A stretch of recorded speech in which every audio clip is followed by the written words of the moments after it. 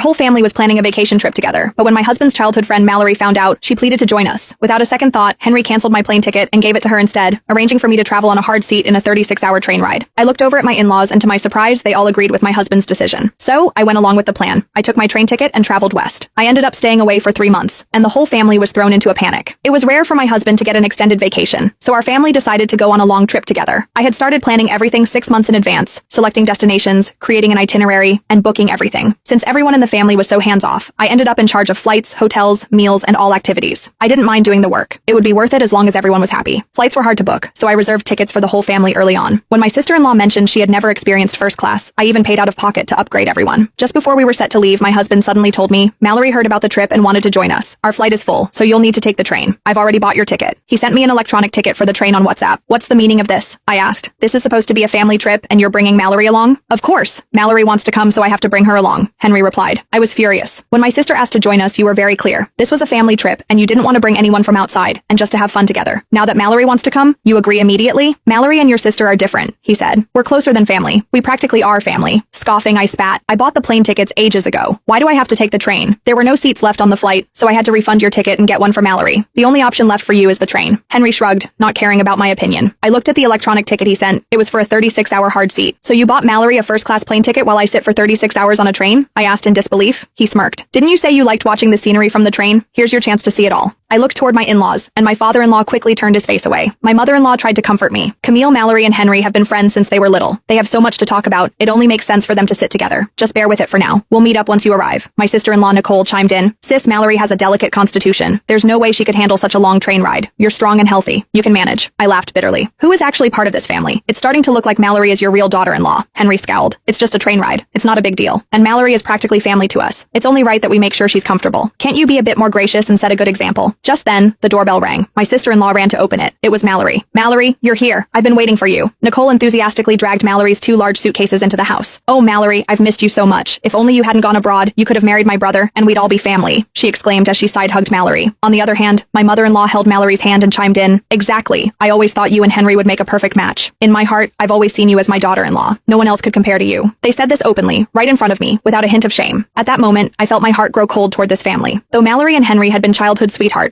when the Baker family fell on hard times, she left the country without hesitation. It was me who helped the Baker family repay $500,000 debt, and out of gratitude, Henry married me. I had given so much to this family. My parents-in-law weren't in great health, and I'd been caring for Nicole since she was 10, handling everything from cooking and laundry to picking her up from school, helping with her homework, and attending her parent-teacher meetings. Now she was 15, and I had essentially raised her for 5 years. Though I was only her sister-in-law, I felt more like her mother.